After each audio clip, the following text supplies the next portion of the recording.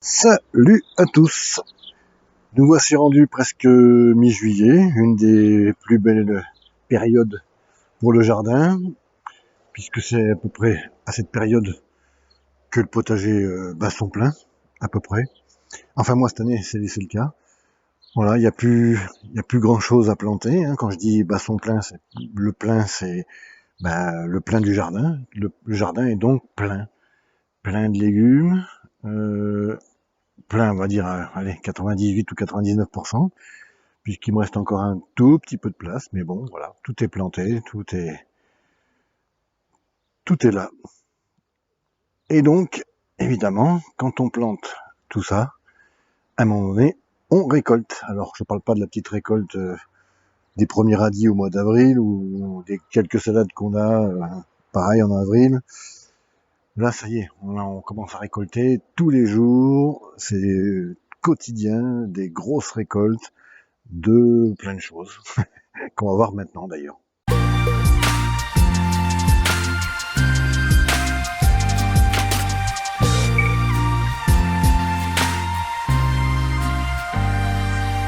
Je vous amène tout de suite derrière la maison, sur des petites bandes de culture un petit peu en hauteur, où tout de suite on retrouve évidemment depuis le 14 juin, date de ma première tomate mangeable, qui était d'ailleurs un jeu concours.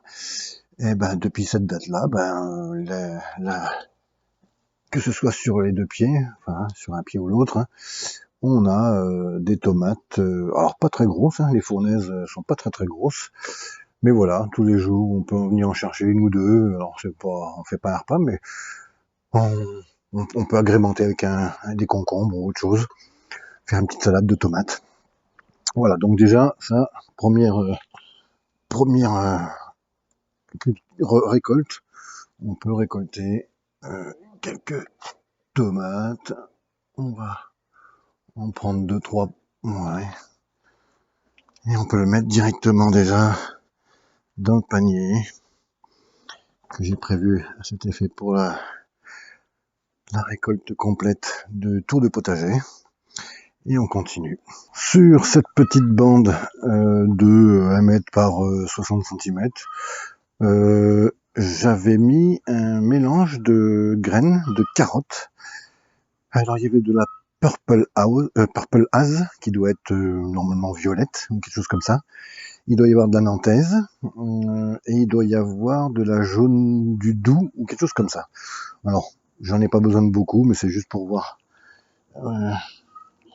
ce qu'on peut récolter. Alors, comme d'habitude, moi, mes carottes sont toujours un peu bizarres. Allez, on va essayer d'en reprendre une autre. Voilà. Tiens, ça doit être une jaune du Doubs, justement, qui est beaucoup moins orange que la précédente. Purple Hearts, elles sont plutôt en retrait, ou plutôt loin de... Mais bon, ça donne ça en gros, voilà.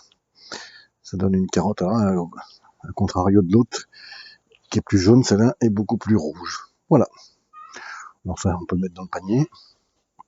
Tant qu'on est derrière la maison, il reste aussi la petite parcelle où j'ai semé à la volée des radis, toutes sortes de radis, 4 sortes, sous filet anti-insectes pour pas que les altises s'amusent avec mes feuilles de radis. Et donc voilà, on a des radis qui poussent bien. Et donc encore quelque chose à récolter pour agrémenter le repas du soir. J'ai fait une petite récolte, j'en ai déterré quelques-uns, j'en ai fait une botte, voilà, qu'on pourra mettre dans le panier aussi. Les fans de radis, d'habitude l'hiver, je les garde pour en faire une soupe. Et là, comme on fait plus de soupe, je les laisse en compostage de surface.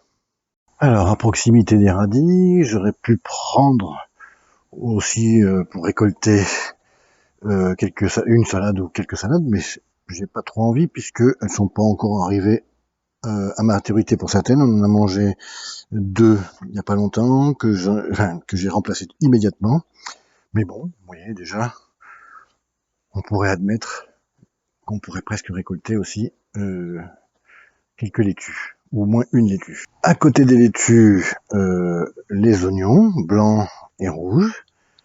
Bon, il y a eu une grosse perte évidemment, hein, puisque j'ai dû en planter quelque chose comme 30 de chaque, et il doit me rester 10 de chaque. Mais bon, c'est le jeu, on va quand même en prendre pour ce soir, mettre dans une salade ou autre. Voilà, un oignon blanc, qui est joli comme tout. Hop. Et puis on va en profiter pour prendre un oignon rouge. Voilà, pas très gros, hein, là, ça doit être même peut-être le plus gros, non, peut-être le plus gros est là, mais bon, peu importe. On n'est pas dans le monstrueux, là. Allez. Donc pour cette partie derrière la maison, on a fait le tour. Et maintenant, on retourne au potager. Ici, deux cultures en face à face et en opposition. Les fraises hein, qui ont fini de donner et les tomates qui n'ont pas encore donné. Allez, je reprends le panier et on va se promener dans le potager et s'arrêter là où il y a de quoi récolter. Ici, donc, on a les melons, mais qui sont pas évidemment pas encore prêts. Les butternuts et les potimarrons, les haricots verts. Ici, je pourrais enlever 2-3 betteraves, mais j'ai déjà fait dans mon ancienne vidéo, 2-3 betteraves rondes. On va aller plus haut, on va voir qu'on peut récolter d'autres betteraves. Ici, les salades, les choux qui sont sous filet pour pas se faire manger. Ici encore la pastèque et puis encore des melons. Alors, voyons. Ici, nous avons donc, je vais montrer avec le doigt. Ici, dans les deux tipis en bambou, plus toute la palissade ici, ce sont des cornichons. Et tous les jours, je ramasse l'équivalent d'un bocal. Comme ça, on en fait un par jour. On les met dans le sel. Et après, on les met en bocaux. Et je pense qu'il doit y en avoir aujourd'hui, comme tous les jours. Alors, des plus ou moins grands, voilà, comme celui-là. Celui-là est plutôt petit. Et peut-être qu'il y en a d'autres. Je vais essayer de vous trouver ça. Alors voilà, par exemple, il n'est pas spécialement gros. Voilà, je les tourne et ils doivent se décrocher. Voilà. Alors je dois en avoir un peu plus haut aussi, de tout près, à récolter. Alors, autant je vais prendre un petit nombre pour la vidéo, hein. Je vais arracher juste un oignon par-ci par-là. Autant pour les cornichons, je vais essayer de faire comme si je voulais remplir un bocal aujourd'hui. Donc je vais essayer d'en cueillir le bon nombre. Ici.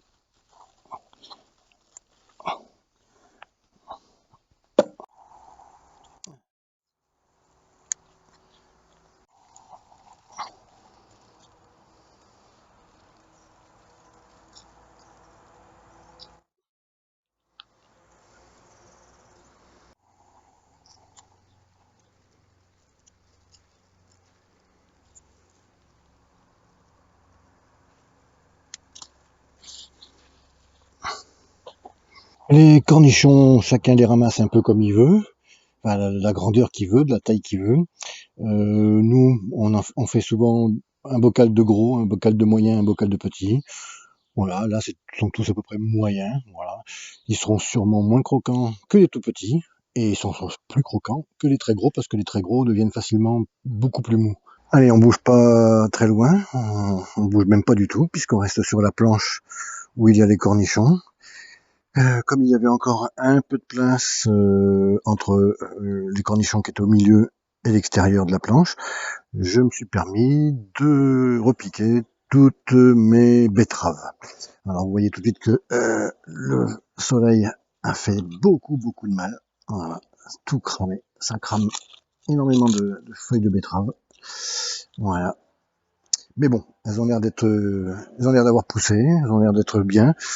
plus ou moins rapidement selon les variétés, puisque là, ici je crois j'en ai 5 variétés. Il doit y avoir des crapaudines, des bull's blood, il doit y avoir de la betterave de Détroit, de la golden burpee et de la chioggia.